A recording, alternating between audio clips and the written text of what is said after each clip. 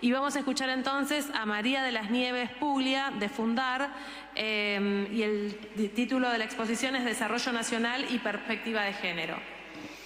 Bueno, muchísimas gracias. Gracias por la invitación y por la organización a las compañeras de ASIG y de ELA.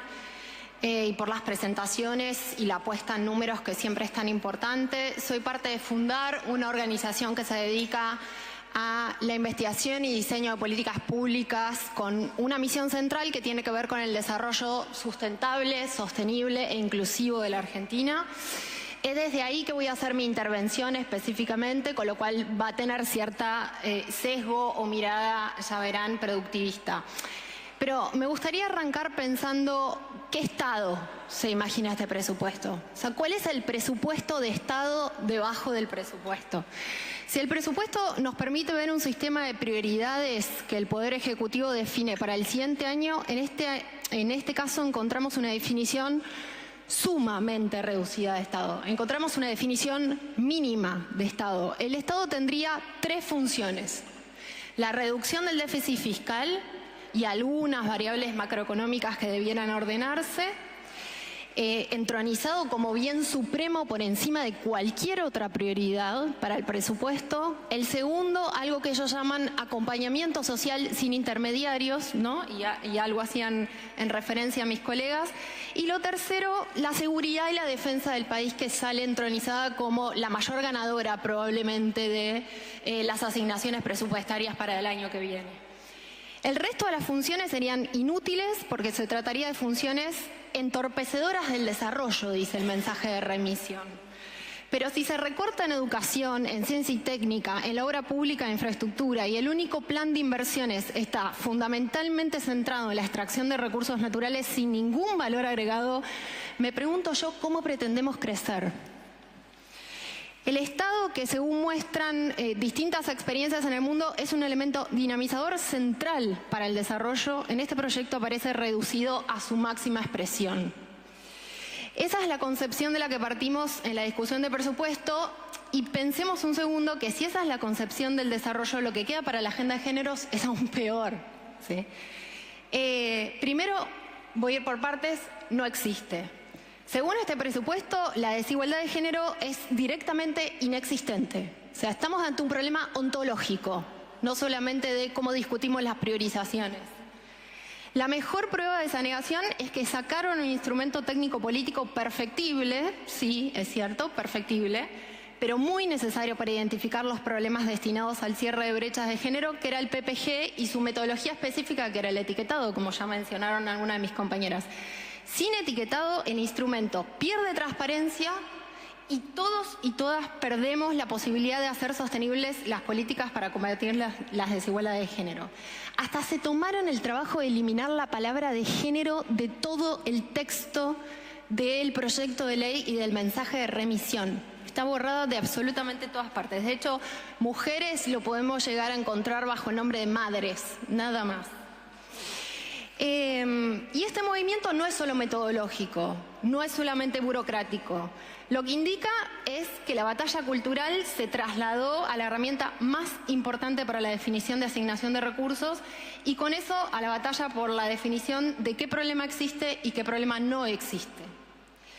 A pesar de que se intente negar la existencia de las inequidades, los datos muestran que las desigualdades sí existen y persisten. Y perdón, pero vuelvo a algunos datos. Existen y están en todo el territorio nacional. En Fundar armamos un índice subnacional de igualdad de género que lo que hace es medir varias dimensiones, pero una de ellas es mercado de trabajo e ingresos, que son 7 indicadores para las 24 jurisdicciones del país, estos 23 provincias más Cava, con los mismísimos datos que produce el Estado a través del INDEC. ¿Saben lo que nos da? Que básicamente ninguna provincia está en condiciones de igualdad.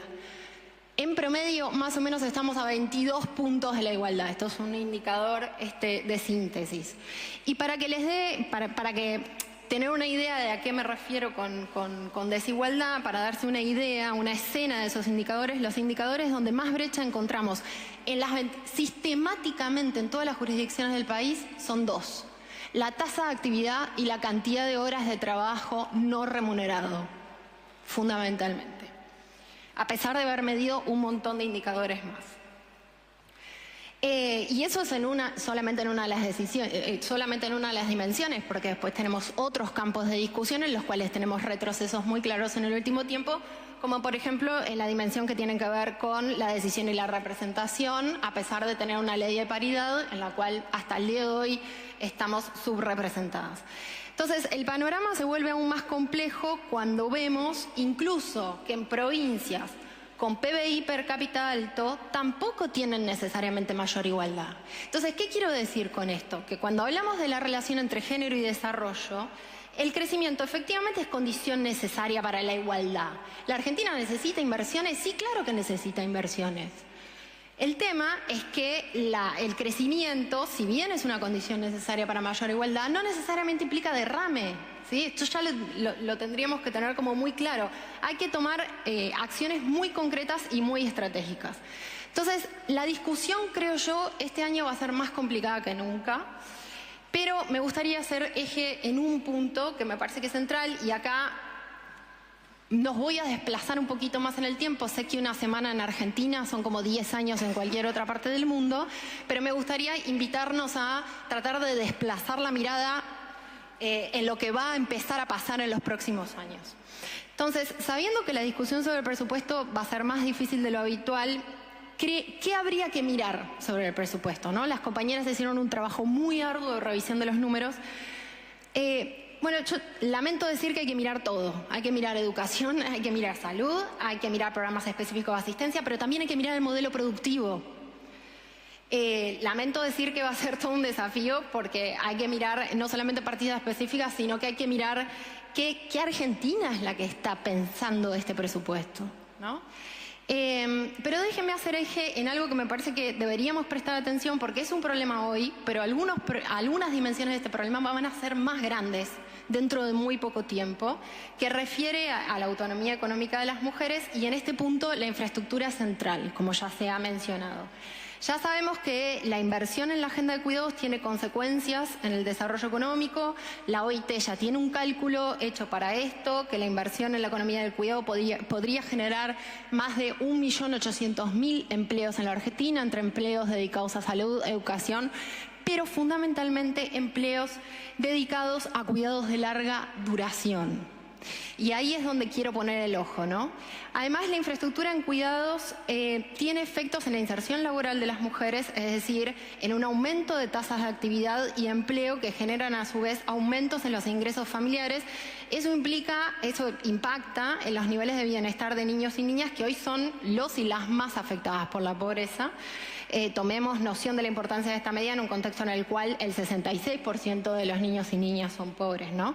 Sin embargo, todas las partidas vinculadas al fortalecimiento de infraestructura de espacios de cuidados dirigidos a infancias sufrieron una caída en términos reales de entre un 36 y un 70%. Además, según el REM, como mencionaba Malena, se proyecta una inflación anual cerca del 40%, pero este presupuesto está presuponiendo una inflación del 18% que todavía no tenemos claro de dónde sacaron. La inversión en infraestructura entonces afecta a los niños y las niñas, pero también a las personas mayores. Y acá me detengo un segundo porque me parece importante pensar a largo plazo. El programa de promoción y protección de los derechos de adultos mayores del Ministerio de Capital Humano, que se ocupa de la protección, promoción y defensa de los derechos humanos de las personas mayores, está subejecutado. Este programa, que promueve sistemas progresivos de atención formando recursos humanos calificados, contó con un presupuesto inicial de 3,5 millones en 2024 y un presupuesto vigente que se actualizó a 6 millones y un poco más de 6,5 millones. Sin embargo, se ejecutó hoy un 54% hasta el día de hoy. En el presupuesto 2025 se proyecta una partida de 6.900.000, que es un 10% de caída en términos reales respecto al 2024. Esto es lo único que hay en el presupuesto que está pensando en atender un tema que pronto va a ser más grande de lo que le pensamos, cuando países como, ¿no?, que miramos y admiramos, ¿no?, generalmente de la política pública, Alemania, España, pero sin ir mucho más lejos, Costa Rica, ya está diseñando sus estrategias nacionales para ver cómo van a hacer para contener algo que se nos viene encima dentro de muy pronto. ¿Por qué debería importarnos entonces la promoción de la autonomía de personas mayores y la infraestructura adecuada para atender dependencias básicas? Porque básicamente la tasa global de fecundidad está bajando hace 10 años y vivimos más en simultáneo. En contra de la sorpresa moralista que podría darle a algunos a estos fenómenos, porque podría generar el colapso del sistema económico, según dicen, en realidad hay una oportunidad. Porque tenemos una mayor porción de gente en edad de trabajar que en edades inactivas, esto es infancias y personas mayores, pero eso que se denomina bono demográfico no va a durar por siempre. Tenemos 20 años para hacer algo al respecto y ya estamos bastante tarde. Y eso básicamente lo que significa es que el índice de dependencia, el peso se va a trasladar desde las infancias a los adultos mayores. En este momento está en su baja histórica y sin embargo lo que va a pasar dentro de 20 años es que ese índice de dependencia va a volver a pesar sobre la población. El tema es que el mayor peso va a estar representado por las personas mayores y no tanto por las niñeces. Entonces, eso implica un conjunto de cuidados completamente distinto al cual imaginamos hasta ahora, ¿no? Entonces, la pirámide poblacional básicamente se achica por abajo, se agranda por arriba, pero además se feminiza por arriba. Si el porcentaje de personas mayores de 60 años con dependencia básica se mantiene estable, aproximadamente más de 1 millón de personas tendrían dependencia básica para 2040.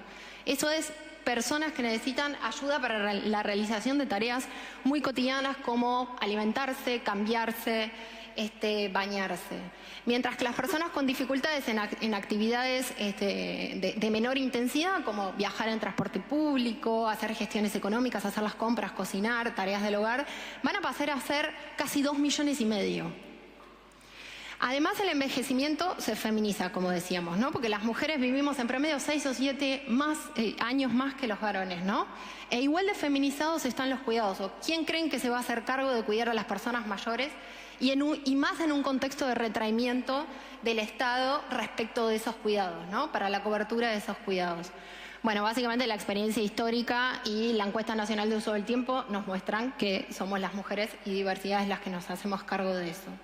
Entonces, el presupuesto efectivamente nos muestra una coyuntura apremiante con problemas urgentes, pero también hay desafíos a largo plazo que hay que empezar a mirar desde ya, porque la política pública debiera poder atajar con cierta anticipación. Ya estamos tarde, pero debiéramos empezar a pensar esto. La agenda de cuidado se va a transformar muy pronto, antes de lo que pensemos, y no estamos preparadas para el tipo de cuidados que se requieran en ese segmento poblacional.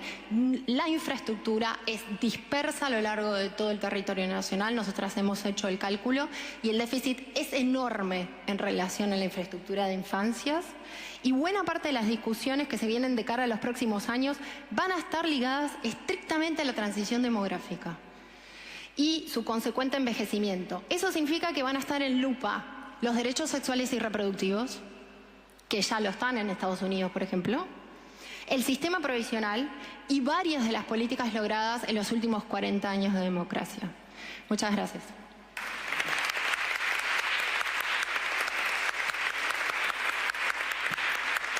Muchas gracias.